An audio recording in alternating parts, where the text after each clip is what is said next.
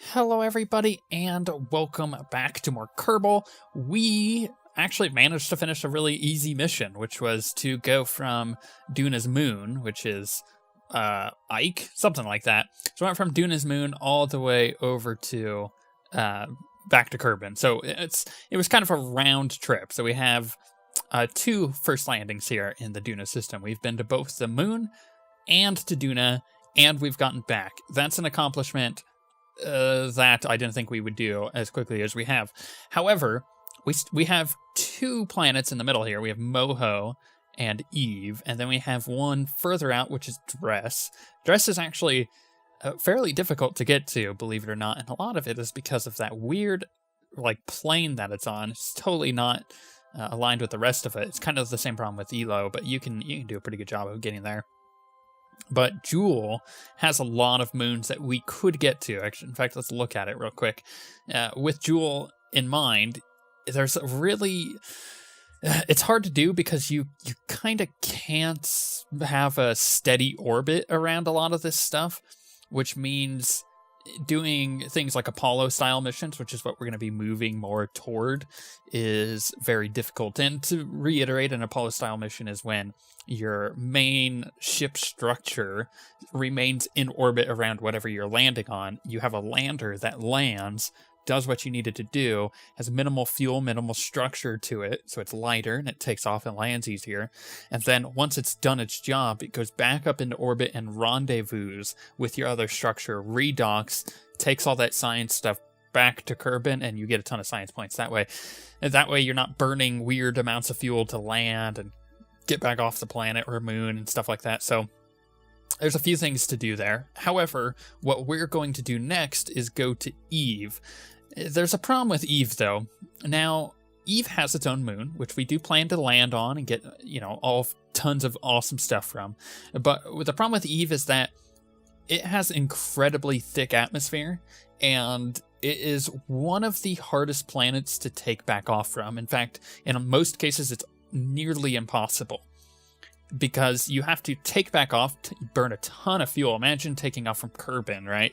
It's like that, but harder. You have to take back off and then get all the way back to Kerbin. So having a mission that goes from Kerbin to Eve back to Kerbin is very difficult. One of the ways we can get around that is we can have a science structure, like a space station with a ton of parts added to it that gets into the orbit of Eve and or Gilly. So either one works. And then you land with a structure that you've created in space and parted it together.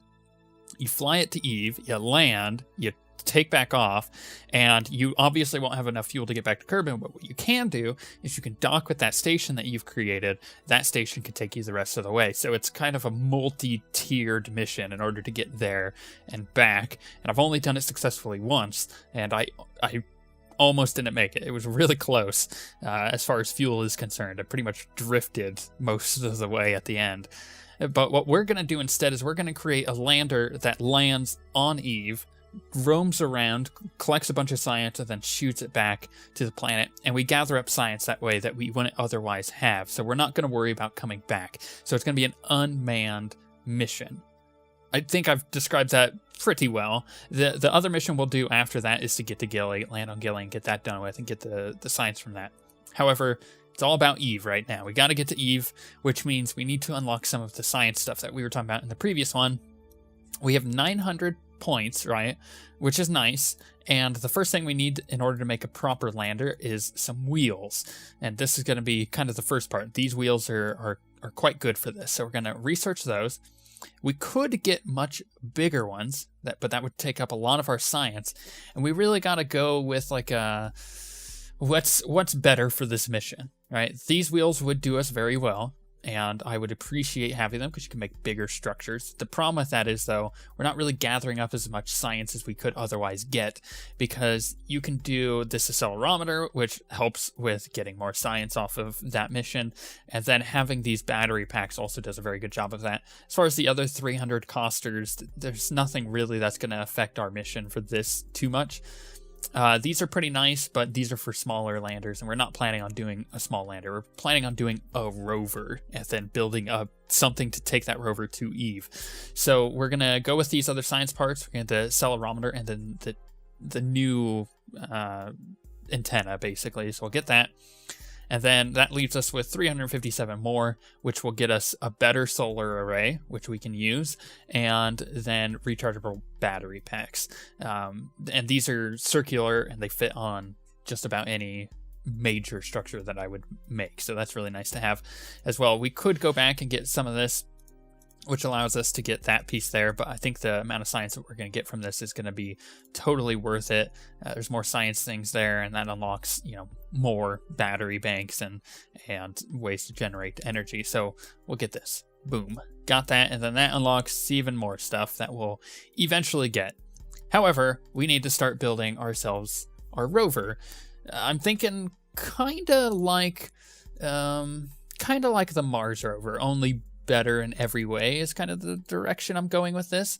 So the first thing we need is obviously a probe module, because this thing is going to be unmanned. We're not going to send a Kerbal there to die on Eve alone. We could rescue him. He is going to have a vehicle in order to get around, but I don't think that's very fair to our Kerbal. So we're going to start with this structure, and we're going to build around it. We need stuff that makes this look a bit bigger and a bit more sturdy. Okay, so that by far is a bit bigger than what I wanted it to be, but it looks pretty freaking awesome, and it looks like it's going to be very stable, and that's going to be one of the main problems that you have with such a big structure on, say, like Eve, is there's a lot of mountains and stuff, and with that, it makes it very difficult to have something that's not going to tip over or completely break. And believe it or not, this thing's actually fairly light for what it is, which is a little impressive within itself. So what we're going to do is we have those 4 batteries there. We're going to actually add 4 more at the bottom. And then, see how there's, science things there. That's always important. Then we're going to start adding wheels. And we got to make it, make sense as far as a vehicle is concerned, if I can actually find wheels. I think it's under utility. Yep. And then, making sense and actually functioning are 2 different things. So we're gonna have to test this out extensively. So let me put some wheels on. We'll see how it goes. Now that's some wheels, and that actually may work quite well. We're just going to add a bit more things to kind of get the weight more of where we would want it. So we're gonna add some lights, because we need lights, obviously. We're gonna do some headlights, and a little tip here: if you hold shift and you use the movement keys as you would normally rotate it, you get that effect on it. So you would have the ability to rotate your lights the way that you want them to be, like facing.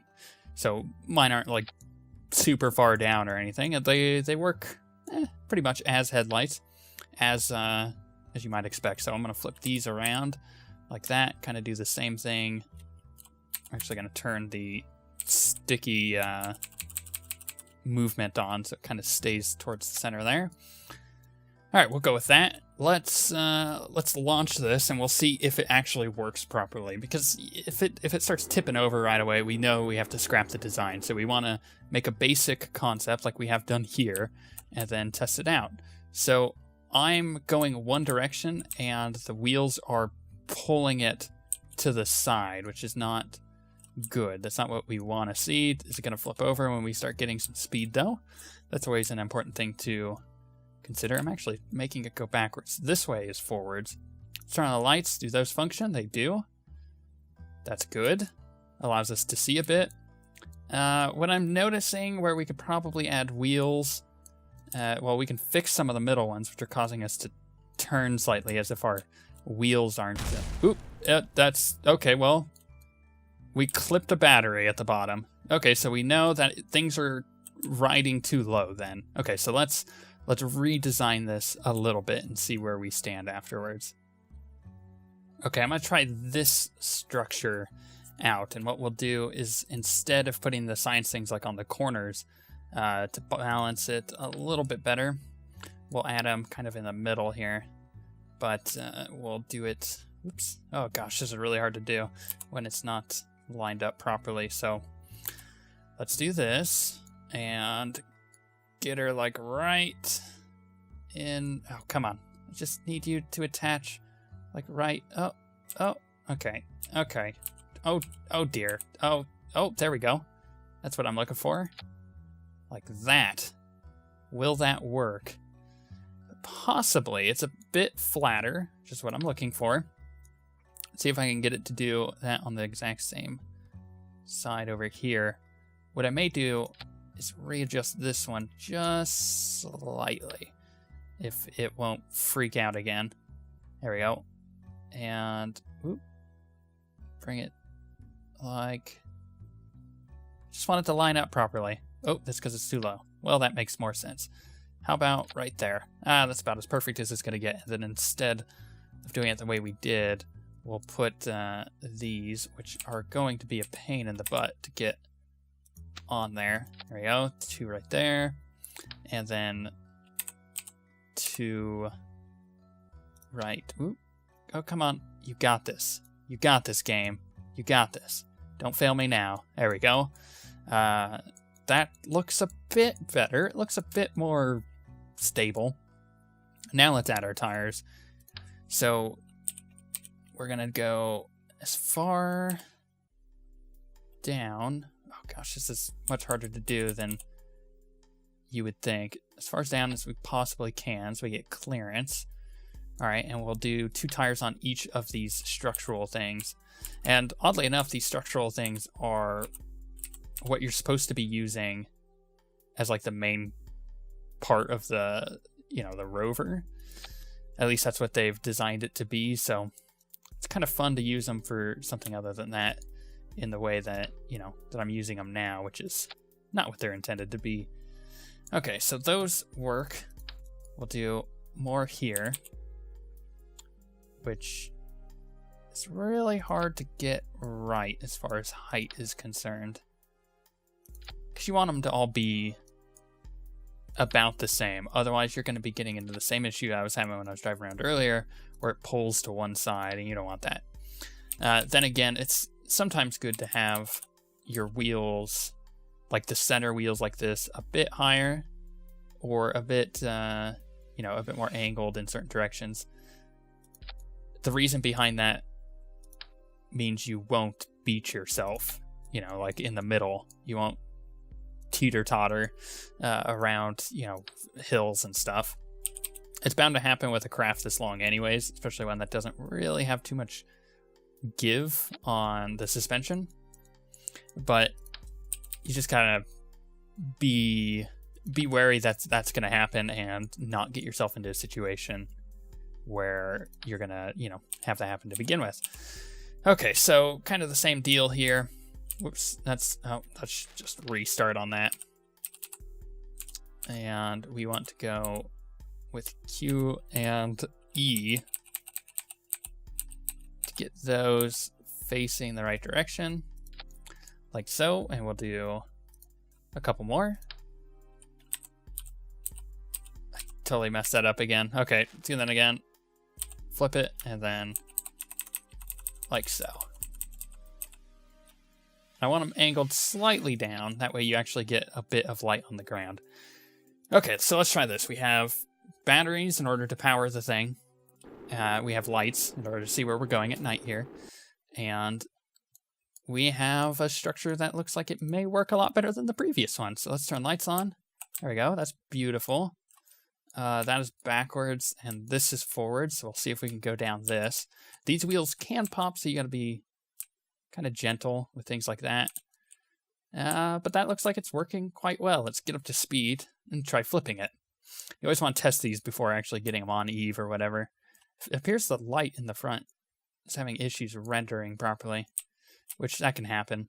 Now, you saw that the craft kind of bent a bit when it goes up hills and stuff. That's good.